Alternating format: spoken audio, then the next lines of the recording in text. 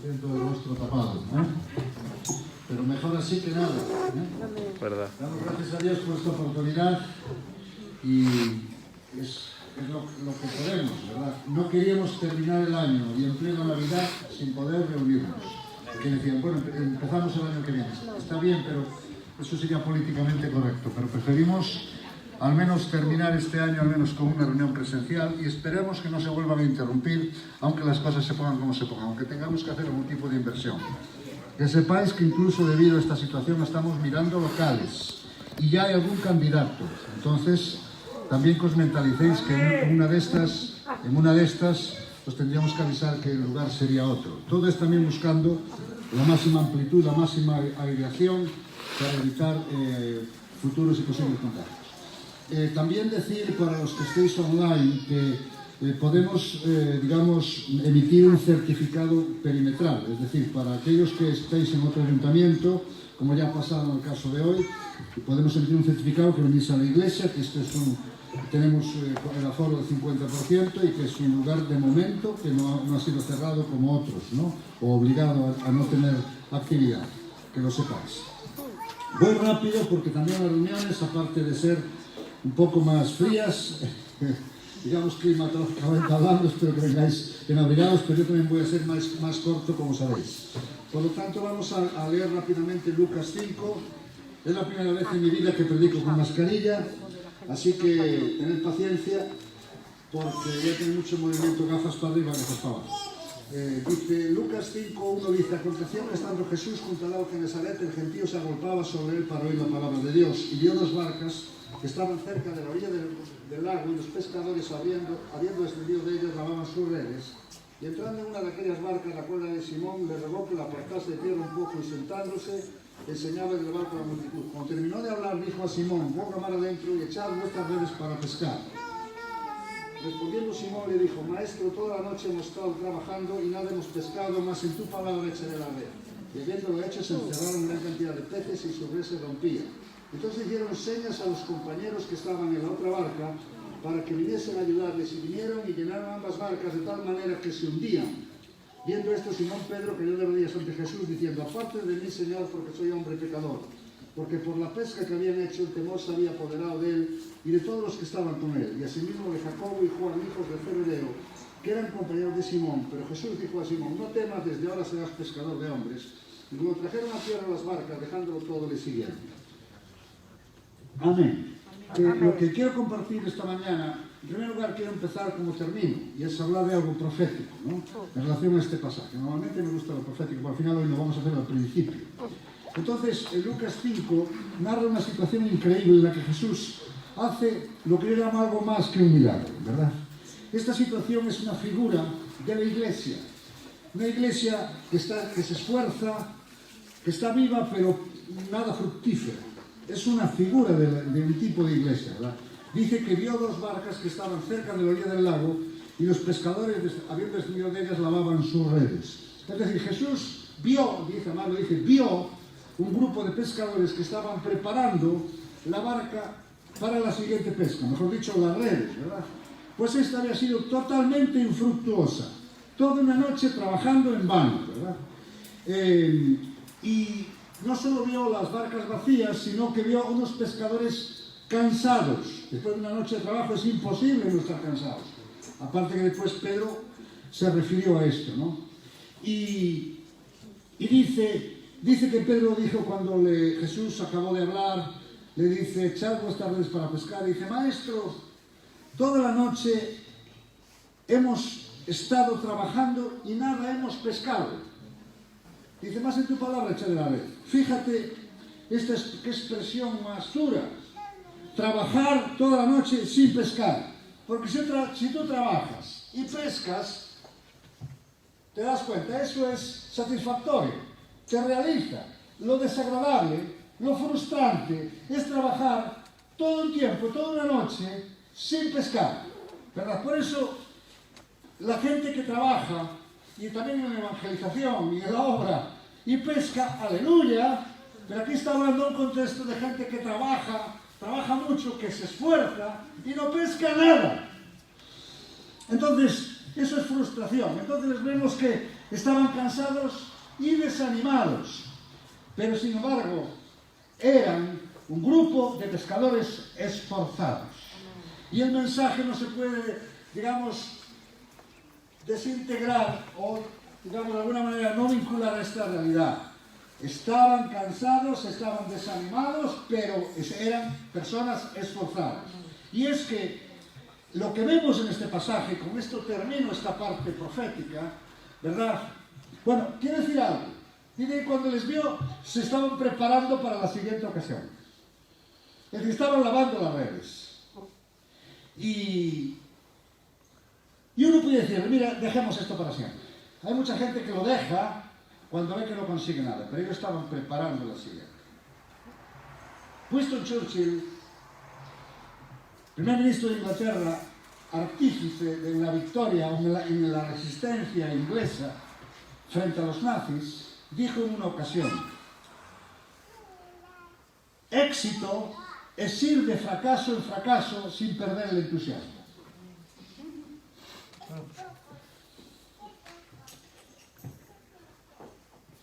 ¿Qué hizo Jesús? Una gran pesca, pero aquí dio honor a 3 principios. Principio número 1. Él honró su palabra, porque toda palabra que sale de su boca no volverá al vacío. Esto ocurrió. Amén. Segundo principio. Él compensó el esfuerzo de aquellos trabajadores, de aquellos pescadores. Hebreos 6:10 lo dice bien claro, ¿verdad? Que Dios no es injusto por olvidar el trabajo y la obra de aquellos que sirven a los santos y aún no sirven. Dios no es injusto para olvidar el trabajo. Y tercer principio. El tercer principio es que en un momento, quizás en media hora, no lo dice aquí, pero en poco tiempo, Dios compensó todo el trabajo hecho durante toda una larga noche. En un solo momento. Y en esto quiero detenerme un poco más.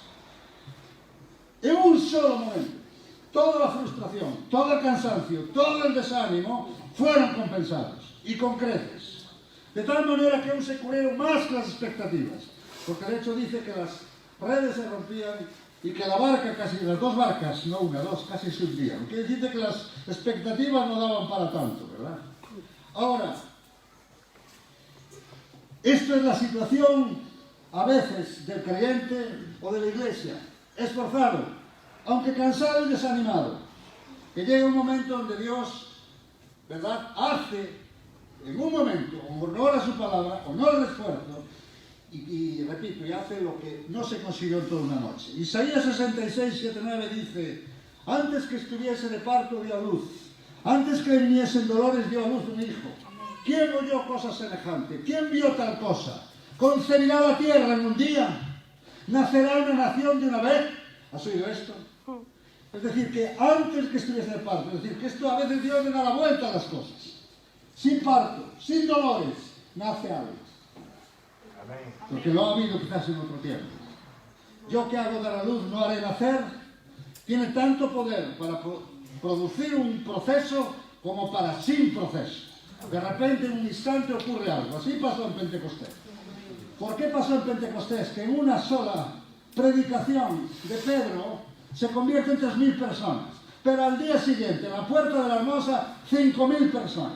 Pero si sigues en el capítulo 4, 5 y 6, veréis que toda la ciudad estaba a los pies del Evangelio. Y además dice que hasta los mismos sacerdotes venían a la fe. ¿Sabes por qué? Porque en esa ciudad hubo una larga noche cuando murió Jesucristo. Y Dios compensó esa frustración, ese desánimo, ¿verdad? Y el trabajo de nuestro querido y amado Señor. Entonces, llenaron ambas barcas de tal manera que se hundían. Es decir, cuando Dios se movió, no había límites. Superó mucho más la expectativa. Por lo tanto, esfuérzate, y aunque te desanimes, y aunque te canses, y aunque te frustres, vendrá tu momento. Pero hay una condición: esfuérzate. Amén. Ahora, me encanta investigar en la Biblia cosas y veo que siempre hay una respuesta para mis preguntas. Por ejemplo, Sabéis que este pasaje está repetido en el Evangelio de Mateo, en el capítulo 4, y en el Evangelio de Marcos, capítulo 1. Pero la historia que relatan los otros evangelistas, Juan no lo cita, solo cita Mateo, Marcos y Lucas, y repito, la historia que citan en Mateo y Marcos es una historia muy reducida.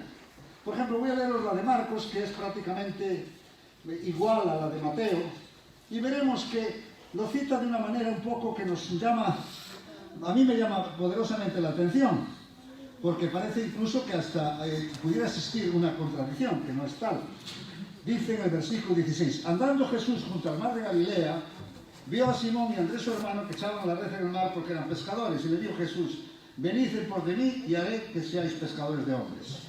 Dice, dejando luego su red, le siguieron. Y pasando allí un poco más adelante, vio a Jacob, hijo de Zebedeo, y a Juan su hermano, también ellos en la barca que remendaban sus redes. Y luego los llamó y dejando a su padre, Zebedeo la barca con los camareros le siguieron. El texto de Mateo es gemelo este. Pero, fíjate, de los tres relatos de este texto, ni Mateo ni Marcos citan el tiempo que estuvieron en el mar, sino que citan cuando llegaron a la ribera o a la orilla. ¿Y por qué Lucas lo cita? Porque Lucas cita esta historia bastante más amplia. Porque si leéis el Evangelio de Lucas en el primer capítulo, Lucas dice lo que dice. Me ha parecido también a mí, versículo 3 del capítulo 1, después de haber investigado con diligencia todas las cosas desde su origen, escribírtelas por orden, oh excelentísimo Teófilo. Es decir, que Lucas investigó lo que había pasado, porque lo que citan Mateo y Marcos es un poco fuerte. Dice que Jesús iba y le dijo, venid, y lo dejaron todo. Entonces, llama la atención. Yo sé que Dios tiene poder para hacerlo, pero Lucas explica todo el proceso. Todo el proceso. Porque está claro que unas personas que están pescando, de repente pasa Jesús, los llama, lo deja todo y le siguen, parece como se quedan así, un milagro, pero el milagro es más profundo que eso. Digo esto porque Lucas investigó todas las cosas desde su origen y descubrió realmente lo que había pasado. Y descubrió que había pasado algo en el mar que ellos no lo supieron. Simplemente relataron como un hecho en el cual los discípulos eran evidentemente llamados para su servicio. ¿Sabes qué descubre Lucas? Descubre que Pedro y los otros, en este pasaje que estamos citando, comienzan a seguir a Jesucristo. Aquí se hacen sus discípulos. Pero tú no sabías que Pedro ya estaba con Jesús antes de este pasaje. De hecho, si vamos al capítulo 4, en el versículo 38, ni más ni menos que Pedro lleva a Jesús a su casa donde se sana su suegra. Es decir, ¿cuál es la diferencia entre este Pedro y el otro Pedro? En aquí vemos a un Pedro que termina dejándolo todo con sus compañeros de barcas y seguir a Cristo, pero el otro Pedro era simplemente un simpatizante. Y sabemos que en el capítulo 4 Jesús hizo varios milagros, varias cosas incluso de liberación, y Pedro estaba allí. Pero aquí Pedro no era un seguidor de Cristo, era un admirador, era un simpatizante. Y te voy a decir algo más, ahora ya que estamos con Lucas, a los que os gusta estudiar la Escritura, descubrimos las tres fases de Pedro. Primero, Pedro, el admirador o simpatizante, que ya conocía a Jesús porque sin duda, si le mete en su casa para que sana a su suegra, es que algún tipo de conocimiento tenía. La segunda es aquí cuando en la barca recibe el milagro y se hace un discípulo. Pero hay una tercera fase que está en el capítulo 6, aproximadamente por el versículo 12, donde dice que los llamó Jesús para ser apóstoles, a él y a sus compañeros, 11 más, ¿verdad? ¿Qué quiere decir con esto? Que vemos las fases de Pedro a lo largo de su vida, y Lucas las relata muy bien, como buen investigador. Vemos un Pedro simpatizante, vemos un Pedro discípulo y vemos un Pedro apóstol. Esta fase, por supuesto, hoy no lo vamos a tratar, no es el objetivo. Pero sí que me llama la atención poderosamente el paso de simpatizante al paso de discípulo. Pero cuando dice el final del del párrafo concreto que estamos tratando, que dice que al dejar las barcas, dice, contrajeron a tierra las barcas, dejándolo todo, y le siguieron, ¿verdad? Este es el seguir a Cristo bíblico. Es el seguir a Cristo que entendemos que es propio de un discípulo. ¿Verdad? Que no niega a sí mismo, toma su cruz y me sigue. Ese no, si no lo hace, no puede ser mi discípulo, dice el Señor. Por lo tanto, yo veo que hubo una serie de cambios sustanciales entre el Pedro admirador o simpatizante y el Pedro discípulo y seguidor. Y estos 7 cambios es lo que quiero hablar para terminar este tiempo. En primer lugar, vemos en el verso 7 que una vez que vio que las barcas se hundían, dice, viendo esto Simón Pedro cayó de rodillas ante Jesús. Quiero explicar esto. Cayó de rodillas. Yo aquí veo que hubo un cambio de postura. Vemos que el Pedro que está entrando en un punto de inflexión, primero cambia su postura a una postura de rodillas. ¿Qué hace Jesús? ¿Qué hace Pedro? Está orando. Dice, diciéndole, apártate de mí, Señor, porque soy un hombre pecador. ¿Y cómo ora? Quebrantado, intenso, arrepentido, con un corazón contrito, ¿verdad? Entonces, el cambio de postura, vemos que Pedro, que cayó de rodillas ante Jesús, habla de la postura de oración propia de un discípulo. Un discípulo es alguien que evidentemente tiene una vida de oración. Y así vemos el primer detalle que le vemos a Pedro. No sé si te acuerdas de este texto, de cuando Dios le habla a Ananías. Ananías era un discípulo de la iglesia primitiva, a la cual Dios le dice, vete a casa de un discípulo que hay, ¿verdad?, en Siria, en Damasco concretamente, y allí te vas a encontrar con Pablo. Y Pablo era un perseguidor de cristianos. Dice, ¿sabes cuál es la señal de que Pablo hoy me está siguiendo? Que ya no persigue a los cristianos. Dice concretamente, levántate y ve a la calle que se llama derecha, dice Dios a Ananías, y busca en casa de Judas a uno llamado Saulo de Tarso, porque aquí él ora. Fíjate, la primera señal del apóstol Pablo es la oración. Justo lo primero que vemos aquí, el cambio de postura. Un discípulo es alguien que ora. La oración, sin duda, es la vida del discípulo. Las rodillas son el símbolo principal del discipulado cristiano. Y no una oración cualquiera, una oración intensa, una oración sincera y una oración apasionada. No una oración ritual, no una oración la de los fariseos que repetían, ¿verdad?, frases continuamente. No, una oración realmente viva, ¿verdad? La segunda cosa que observo en este pasaje, el segundo cambio, porque voy a hablar de 7 cambios. 7 cambios que experimentó Pedro. Estamos hablando del cambio de ser simpatizante a ser discípulo. Ya vimos el primero, vamos al segundo. Yo le llamo aquí un cambio de denominación. No os asustéis. No estoy hablando de denominación evangélica, sino que lo que vemos en Lucas 5 es que en el capítulo, cuando Simón está en la barca y el Señor le dice, boga mar adentro, Simón le dice, maestro, toda la noche tal. Maestro. Sin embargo, ahora que es quebrantado los ojos de Jesús, dice, aparte de mí, Señor. Y parece un detalle sin importancia, tiene mucha importancia. Porque un admirador es un hombre que admira al maestro, claro que sí. Acuérdate de aquel joven rico. Maestro, ¿qué haré para obtener la vida eterna? ¿Y qué dijo Jesús?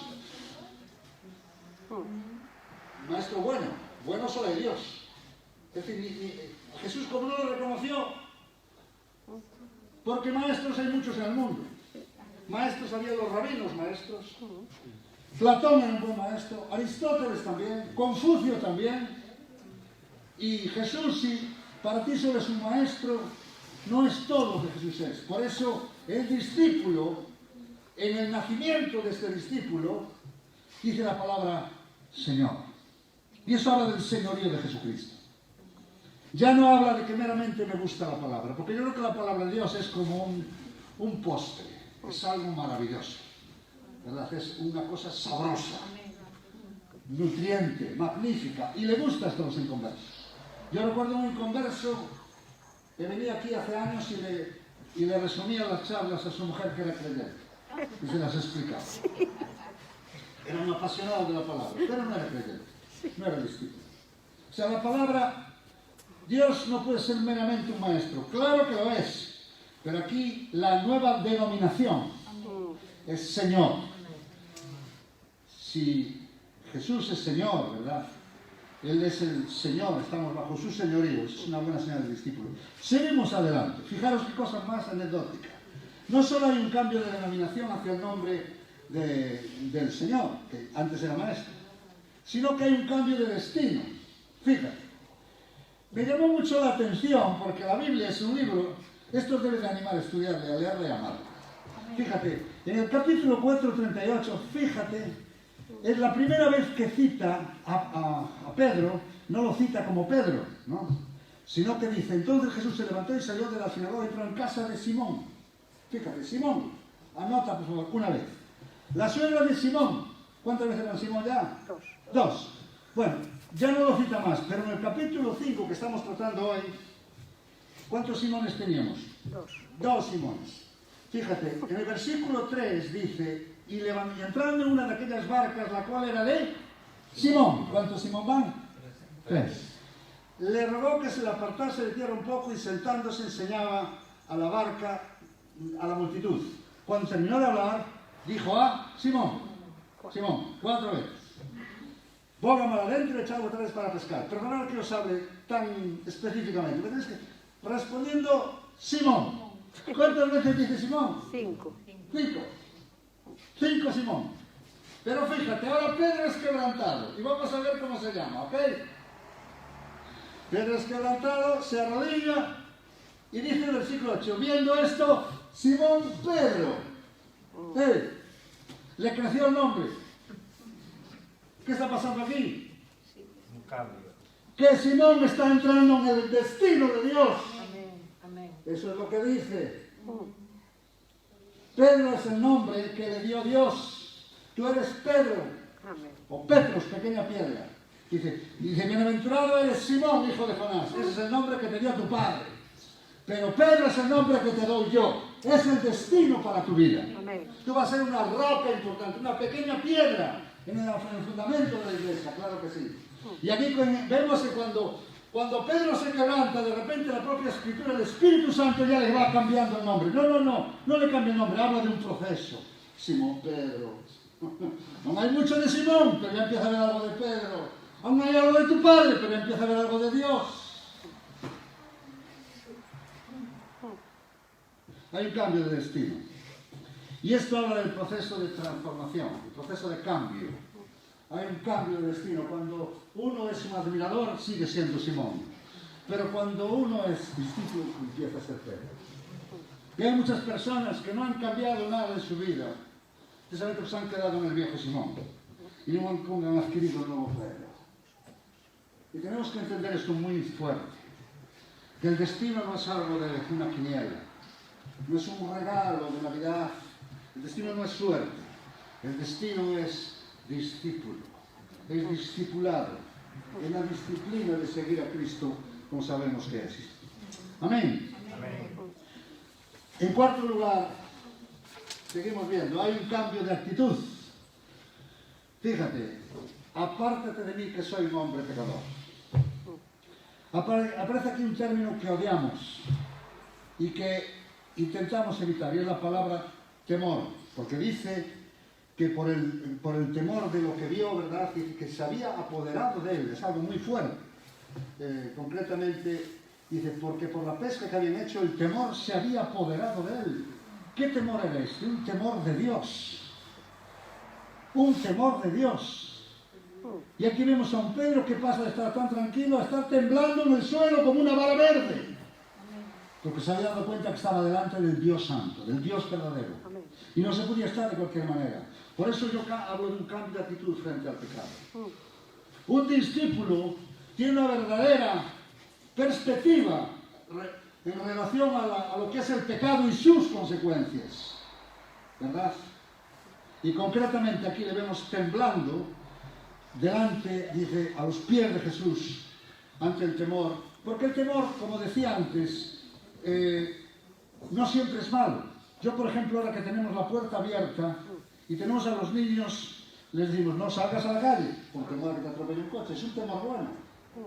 ¿Sí o no? Hay temores que son necesarios. El temor de Dios es el principio de la sabiduría. Amén. Es más, concretamente dice en 2 Corintios 7:1. Así que, hermanos, puestos que tenemos tales promesas, limpiémonos de toda contaminación de carne y espíritu, perfeccionando la santidad en el temor de Dios. No hay santidad sin temor de Dios. Amén. El temor de Dios es fundamental para alejarse del mal. Eso es lo que dice aquí, ¿verdad? Y aquí Pedro le vemos una perspectiva correcta en relación a la gravedad del pecado. Por eso habla del temor de Dios. En quinto lugar, vemos que hubo un cambio de propósito, yo lo llamo de intrascendente a trascendente. No es una casualidad que al acabar esta pesca, esta actividad de pesca, que era el trabajo de Pedro, era la actividad con la que se ganaba la vida, la actividad que evidentemente le daba el pan, dice que cuando Pedro se postró a los pies del Señor, le dice, no temas, dijo, desde ahora serás pescador de hombres. Y me llama la atención que Pedro pasó de pescador de peces a pescador de hombres, pero pescador seguía siendo. ¿Te has dado cuenta de eso? Y esto es que cambió la actividad de algo intrascendental a algo muy trascendental.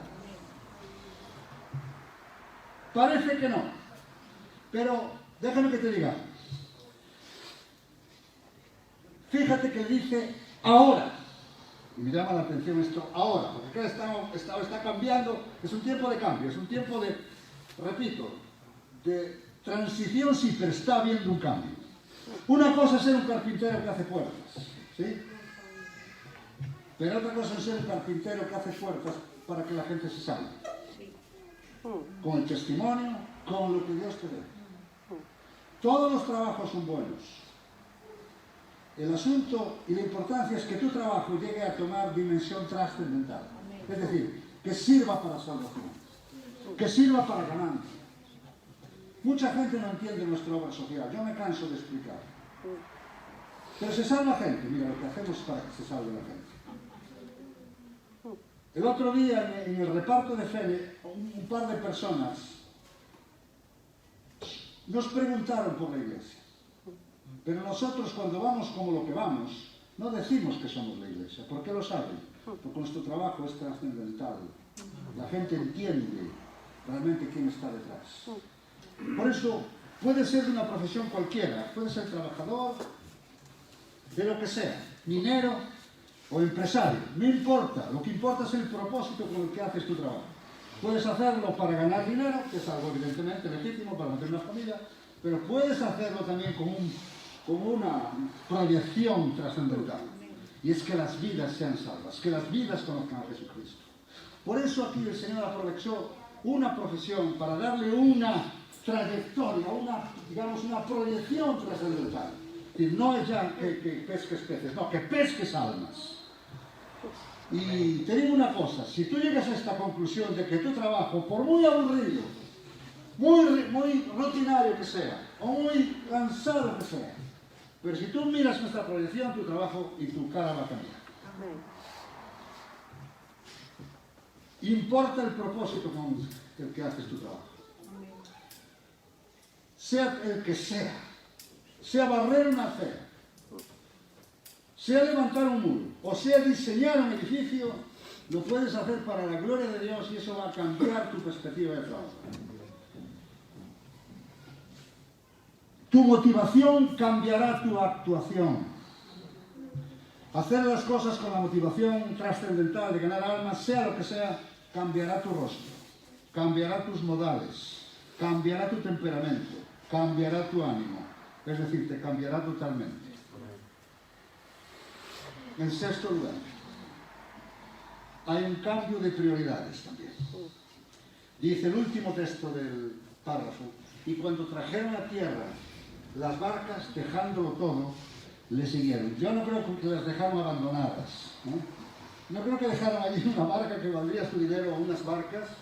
Yo no creo que esas barcas quedaran allí abandonadas para pudrirse, no lo creo, pero simplemente que ya no era su prioridad. Precisamente lo tenían una proyección totalmente diferente. Aquellas barcas y aquellas redes era algo temporal y legítimo, pero ahora ya el trabajo y la visión y la perspectiva de Pedro y los demás era algo no temporal sino eterno. Y no era algo ya legítimo, sino que era algo que iba a ser glorioso. Entonces cambian las prioridades, precisamente porque los objetivos son otros. Hay otro tipo de objetivos. Ahora ya estamos, como hablamos la semana pasada, en unos negocios diferentes. En el negocio de ganar las almas, ¿verdad? Y en último lugar, y con esto concluyo, hubo un cambio de enfoque también.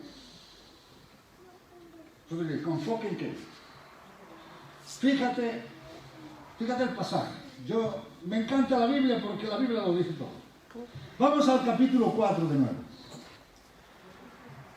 En el versículo 38 es la famosa escena de la sanidad de la suegra de Pedro.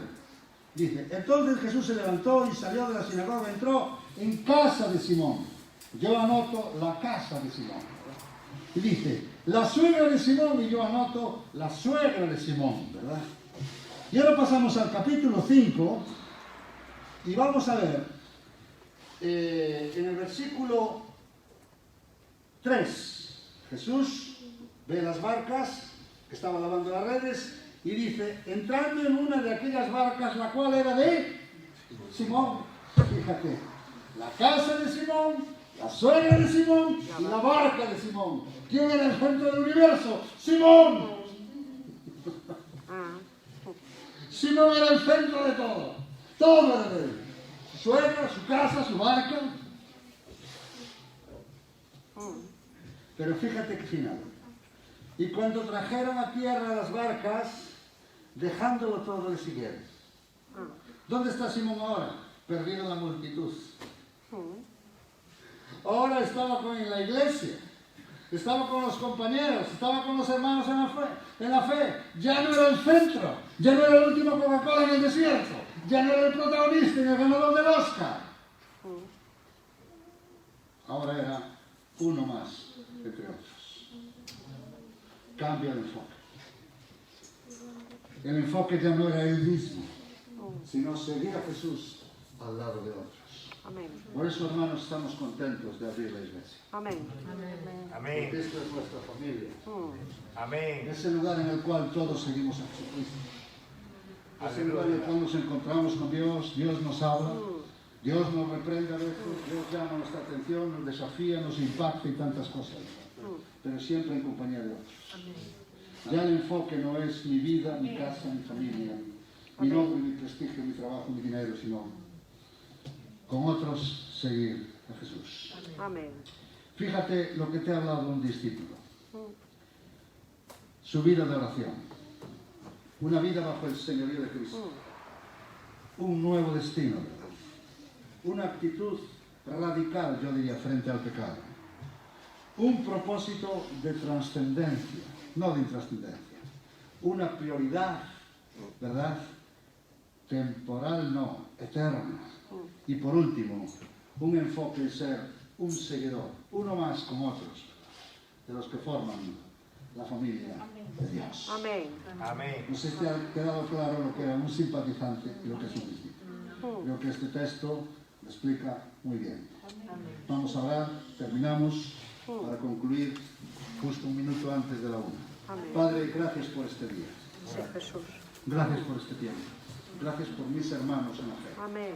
Los que conmigo van Aleluya. detrás de ti, Señor. Los que te aman y te adoran. Amén. Yo los bendigo cada uno de ellos, que los guardes y los cuides. Amén.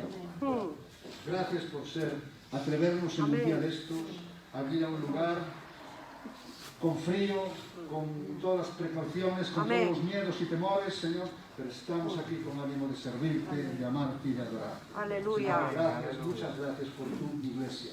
No por el local, sino por la asamblea de creyentes. Amén. Por el número de los hermanos, Señor, por ser la familia de la fe, por ser el lugar en el cual tú nos hablas, nos bendices y a veces hasta nos quebrantas como viste. Aleluya. Te bendecimos en el nombre de Jesucristo. Amén. Amén.